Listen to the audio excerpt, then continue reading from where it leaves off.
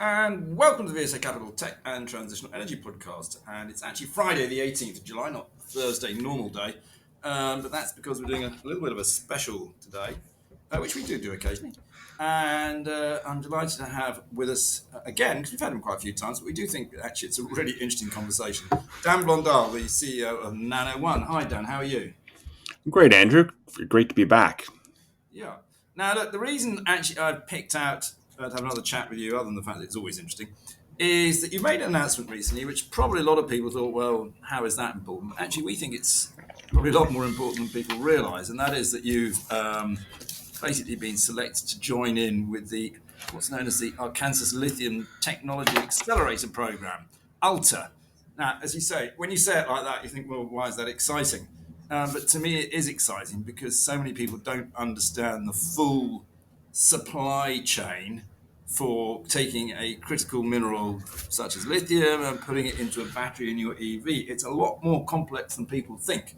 And this is actually helping solve it for the Western world. So, why don't you just quickly explain? I think I put it in very simple terms there. Explain actually what it is you've signed up to. The Arkansas Lithium Technology Accelerator, or as we're calling it, ALTA, is a new program out of the state of Arkansas, and it's building on some of the success and promise of the lithium assets that they have down there in the Smackover regime. So the Smackover is a big, massive underground aquifer that they've been drilling through for many, many years for oil and gas. And they've had this concentration of brine down there. They've also been drilling it for bromine. So it's actually already tapped, mined, tapped. They're already pumping brine up to the surface, and that's one of the things that makes it really exciting. Most of the exploration risk and really extraction risk is already taken care of, and that's led to a boom in lithium exploration. So some of these wells are producing concentrations of lithium well over 400. I think there was even an announcement this week of a 600 part per million lithium brine tap by Standard Lithium. And what that really shows is that there's this very, very large, actually mineral rich asset with very little drilling and extraction risk attached to it. And Standard and a few other players like ExxonMobil and now Shell is jumping into the game, are all bringing DLE assets to the table to drive the production of these materials. So it's a pretty exciting time in Arkansas. Could be one of the better, if not best, kind of lithium assets in North America, and there's room for many players. So it could be very large volume production. So on the back of that excitement, Arkansas is looking to also build out the downstream. So spilling into the refinement of those materials of the lithium that's been extracted into lithium carbonate, ultimately into cathode materials. So that's where the opportunity for Nano One to participate, show leadership in the state comes from. So hopefully that's not too long, but explains really what the opportunity is. Yeah, and then I mean, Arkansas is. Sorry, I didn't pronounce it quite right the first time, but Arkansas is very interesting. It's always had a big U.S. chemicals industry based down there, which has sort of died out a little bit now as the world has moved on. But as you say, they're reinventing themselves into a critical metals and battery supply chain, which is fascinating actually. And of course, actually, you sit, as you say, into the process of the cathode materials with your one pot system for LFP.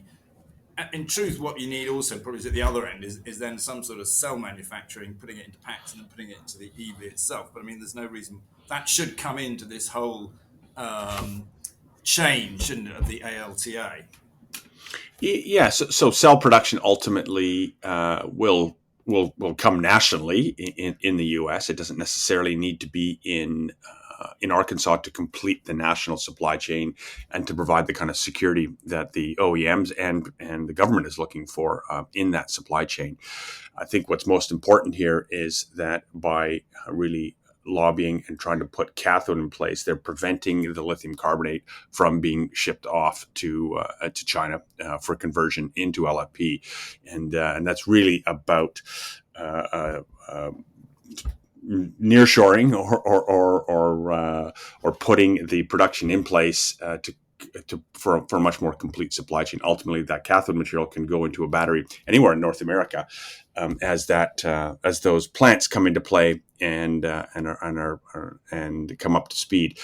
Of course, Arkansas would love to see those plants come to Arkansas, but really, the national strategy, really allows it to kind of happen anywhere. I think one of the things that certainly a lot of people sort of forget. Someone says, "Oh, I've got this incredible lithium project, be it hard rock spodumene brine, as is the case in Arkansas." But actually, that's just one part of it. And great, you've got a great lithium project. If you're then shipping it off to China, you're not getting away from that Chinese dependency. What you need as a country, if you want to have a full battery supply chain um, strategy, so you are less reliant on China, is actually you've got to be able to refine it and then process it into cathode material. Yeah, I mean that's the link between the car and the mine is really the cathode materials right in the middle. If you don't do that, then yeah, you're going to require foreign adversaries to process it, and that's really what we're trying to break here. We're trying to break that bottleneck, that chokehold, and make it more make a more sort of homogeneous supply chain right here in North America. And so, just give us a quick update on how your one pot LFP process is going. I mean, in terms of getting established, being used, and then obviously the other exciting thing for yourself is because it's a proven way, you could actually license it out to other people. Yeah, and look, that's part of the strategy here. We're not picking Arkansas as a sole place to expand. We're looking, because we're licensing our technology, we're looking to expand into many jurisdictions. So Quebec and Canada remain very, very high on our list of jurisdictions that are super favorable, and Arkansas looks like one of the most favorable in the U.S. So we want to be there, but there's going to be other jurisdictions around the world as well. And where we are technologically, maybe just a reminder for your listeners, our one pot technology combines both the precursor and the cathode making processes into one. So that drives down the capex and the opex of the plant, so it makes it cost competitive. But we also eliminate all the wastewater, which makes it imminently more permittable certainly in the West, in the U.S., and allows us to reach upstream to use sources of iron that break the chokehold that China has on iron sulfate. So those are all really kind of key elements to being able to compete in a North American context. Our plant in Quebec is the only one outside of Asia. So we have the only LFP plant, which we acquired from Johnson Matthey, as you know, and we converted it to the one pot process. And we are in the throes right now of validating our materials with players anywhere from small defense contractors all the way through to automotive OEM producers and battery producers who will put their cells ultimately into AI data centers. And you've got some really good backers, actually. You've got Sumitomo, Rio Tinto, Worley. You've got numerous governments: the government of Canada, the United States, government of Quebec, government of British Columbia. A lot of people take you very, very seriously. I mean, that must give you a lot of confidence. Yeah, well, it certainly gives us a lot of confidence, and ultimately helps our treasury, which of course is needed in as we push to commercialize this technology. But yeah, it's been a big boost for us. I think particularly in the U.S., having the DoD and the defense community behind us makes a big difference. I should point out that actually the state of Arkansas has a very big defense industry, so that part of the story resonated very well when I was down there this week. There's a community there that really wants to see that's really coming together. I mean, it's amazing how community minded everything is down there. These are relatively small towns by any standard you and I live in, Andrew, but they are very strong communities looking to build jobs, long-term jobs, and they have a ton of skilled labor already in place, and their universities are already sort of keying up to train and put the workforce in place to expand the lithium market. And ultimately, we believe it's a very good place also for cathode. I have actually been to Arkansas, believe it or not, Dan. Oh, That good. might surprise people because actually there's a very big vanadium producer down there, US Vanadium. And you're absolutely right, they're little communities, but they are really keen to develop industry, and the government, the local government, will give good grants and tax breaks and that sort of thing. So it is a great place actually to build a business. But that might surprise you.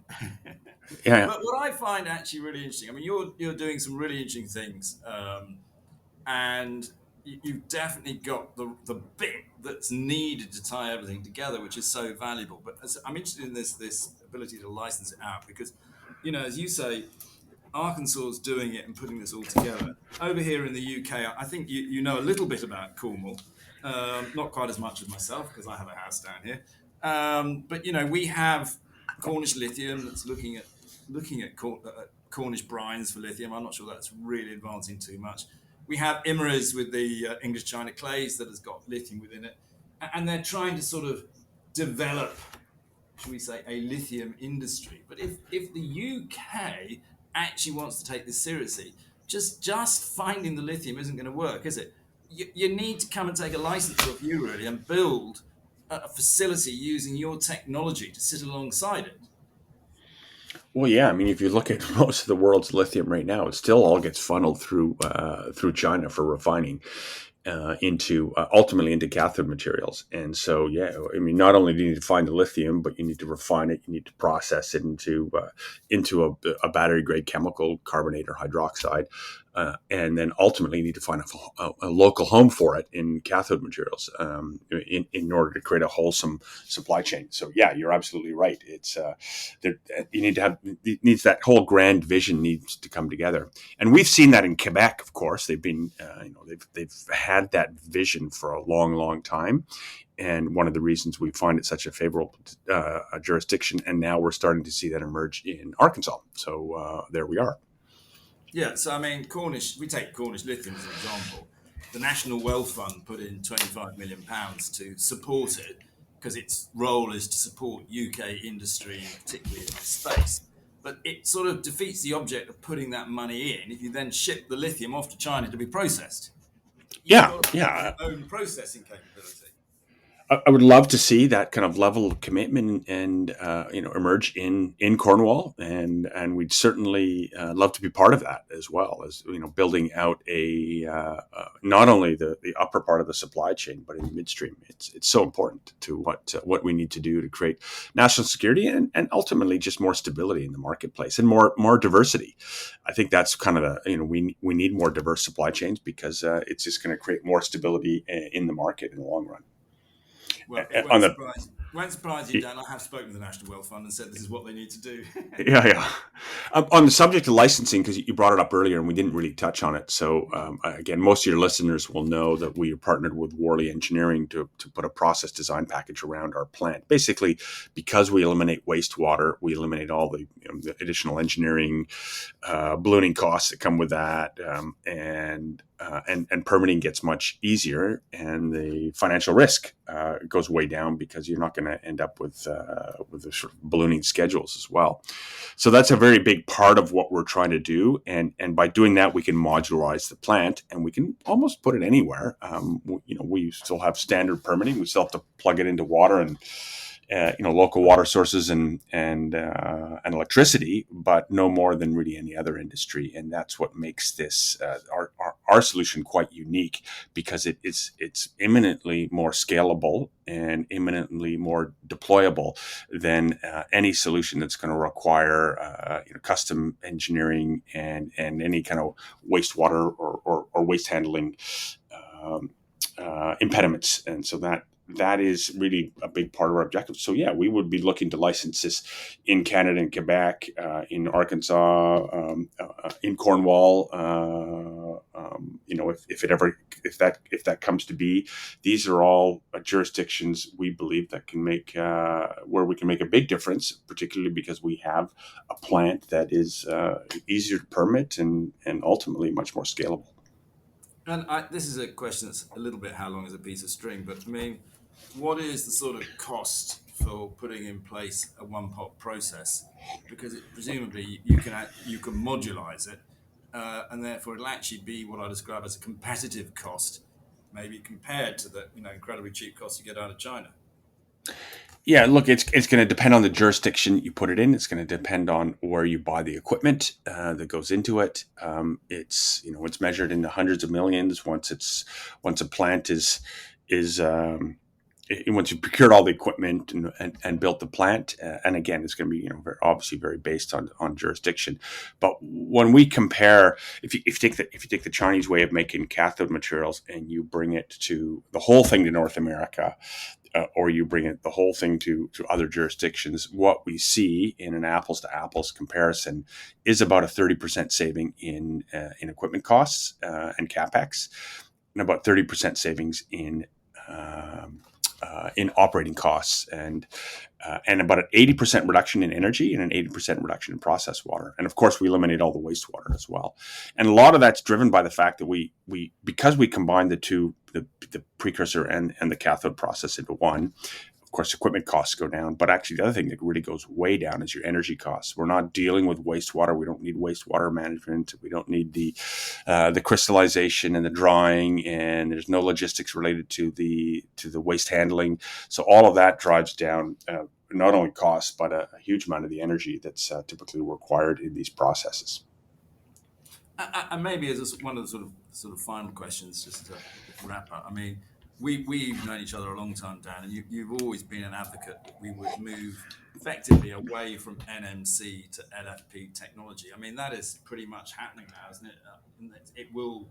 Nothing ever goes 100%, but I mean that is where we're totally headed, isn't it? Yeah, look. We need all battery chemistries: nickel based, iron based. We need, ultimately solid state, lithium sulfur, sodium ion, vanadium redox batteries. I mean, they're all super important. They all address different needs. LFP, we believe, will be a very dominant player.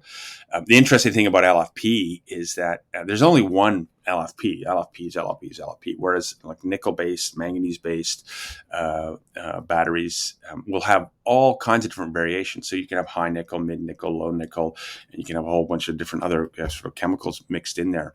So any one of those, if you look out into the future, maybe gets 1, 2, 3% of the market. Whereas LFP is projected to be 50% of the market. It's now 80% of the market in China. And really, the rest of the world will be pushing out towards 50% of the market. And because there's really only one type of LFP, it benefits from really from manufacturing scale, and that manufacturing scale will further drive down costs, further commoditize it, which is what we need in energy storage. We need low cost, high volume materials being manufactured for vehicles and energy storage units. So at the end of the day, that's one of the biggest drivers we think that will lead LFP to be a dominant player. And all the variations of these other materials, they're going to be important for niche applications, but they won't really serve the mass market nearly like LFP. It helps that it's also cheap and it's safe and it's long lasting. Those are all really important elements to LFP. But ultimately, we think it's the economies of scale here that will that really drive the wide scale adoption. Well, I'm also glad you did briefly mention vanadium there, because most people know I'm a huge fan Yes. of batteries and infinity electricity. So you're straight into my good books, Dan. Anyway, look, I think that's a good note to end on. Nano One obviously is listed on the TSXV. So if you want to know more about it, do check their website. Look at Canadian Stock Exchange. And Dan, I'm sure we'll be talking again, because I always find it fascinating. And hopefully I can find someone who wants to take a license off you in the UK and actually bring this technology to the UK, because it would be so valuable. But many thanks, Dan, for chatting with me today. Well, you know, I'm always keen to talk about that, so we'll just continue to explore whatever we can do to help build out the industry in the UK. I'm all in. All right, thanks, Dan. All right, take care. Thank you. This podcast has been produced and edited by VSA Capital. It is intended for information purposes and not as investment advice. The information is intended for recipients who understand the risks associated with equity investments in smaller companies. Please do your own research and do not rely on a single source when making an investment decision. VSA Capital may derive fees from this content and seeks to do business with the companies mentioned.